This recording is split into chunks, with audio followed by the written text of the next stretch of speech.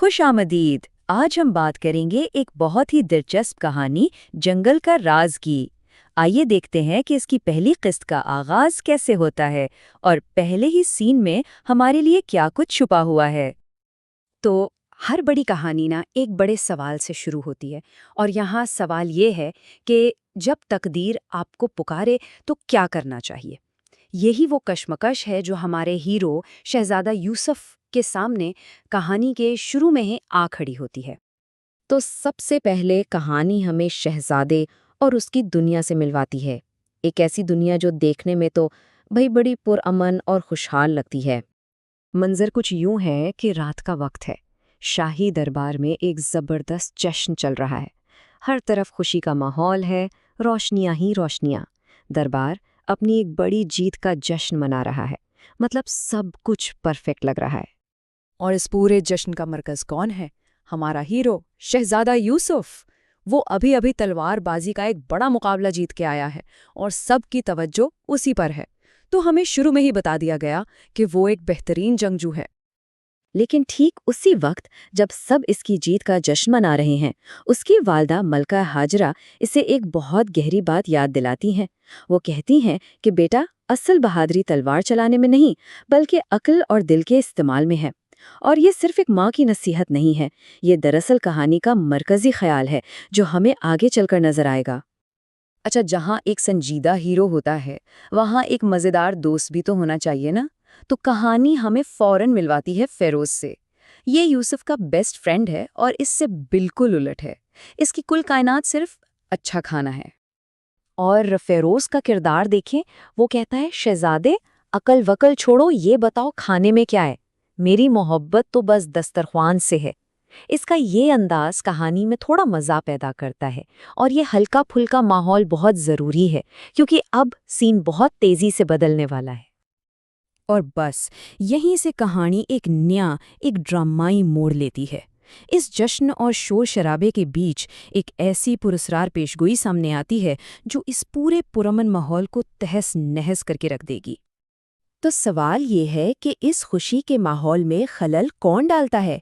एक ऐसा मेहमान जिसकी किसी को उम्मीद नहीं थी, एक ऐसा शख्स जिसकी आमद खुशी को खौफ में बदल देगी।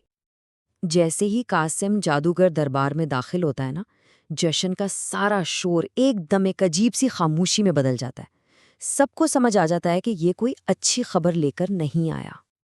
और कासिम कोई इधर उधर की बात नहीं करता। उसका पैगाम बिल्कुल साफ और सीधा शहजादा यूसुफ के लिए है। वो कहता है, जंगल में एक साया जाग उठा है और वो साया तुम्हें अपनी तरफ बुलाएगा। ये कोई आम वार्निंग नहीं, ये एक बहुत ही ज़ाती और ख़तरनाक पैगाम है।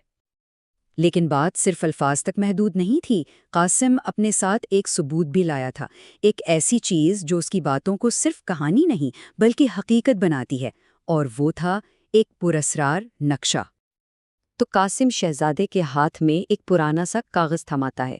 अब ये सिर्फ कागज का टुकड़ा नहीं रहा, ये एक चैलेंज बन गया है, एक ऐसा सुराग जो यूसुफ को अपनी मंजिल की तरफ खींचेगा और उसे कुछ करने पर मजबूर कर देगा।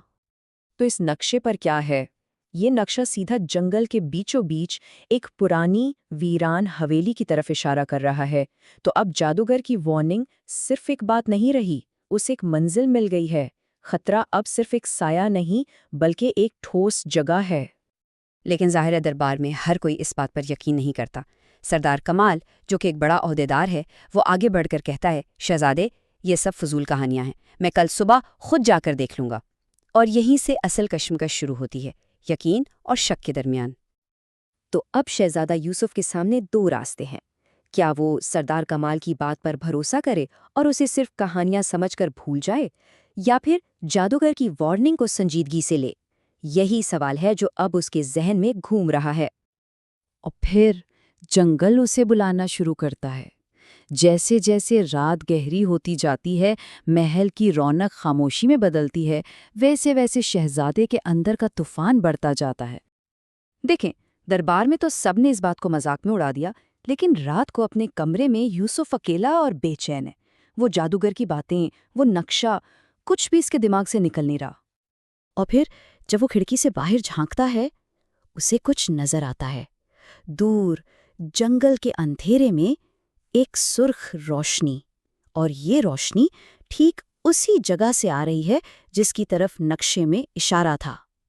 اب یہ کوئی شک نہیں رہا، یہ ثبوت تھا۔ اور بس یہی وہ لمحہ ہے جب اس کا سارا شک یقین میں بدل جاتا ہے۔ یوسف سمجھ جاتا ہے کہ یہ کوئی معمولی بات نہیں ہے، یہ اس کی تقدیر کی پکار ہے، ایک ایسا سفر جو اب شروع ہو چکا ہے اور اسے اکیلے ہی طے کرنا ہے۔ لیکن یوسف کو ابھی یہ نہیں معلوم کہ اس سفر میں اس کا سامنا کس سے ہونے والا ہے۔ کہانی ختم ہونے سے ٹھیک پہلے ہمیں ایک آخری اور شاید سب سے پراسرار کردار دکھایا جاتا ہے، زارا۔ تو کیمرہ اب ہمیں سیدھا جنگل کی اسی حویلی پر لے جاتا ہے۔ وہاں اندھیرے میں ایک لڑکی کھڑی ہے، سرخ لباس میں۔ اس کے ہونٹوں پر ایک پراسرار سی مسکراہٹ ہے اور آنکھوں میں جیسے کوئی گہرا راز چھپا ہو۔